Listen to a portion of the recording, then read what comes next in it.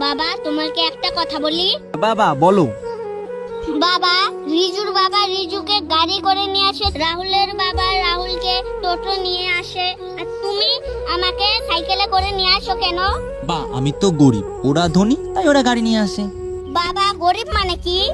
দেখো বাবা, যাদের টাকা পয়সা কম, ইনকাম কম করতে পারে তাদেরকেই গরিব বলে।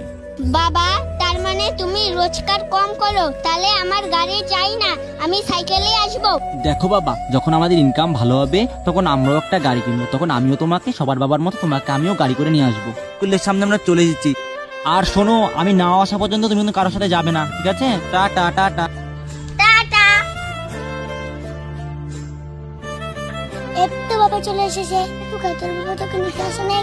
আমার বাবা কাজ থেকে ফেরার সময় আমাকে নিয়ে যাবে। বাবা গাড়িতে চল।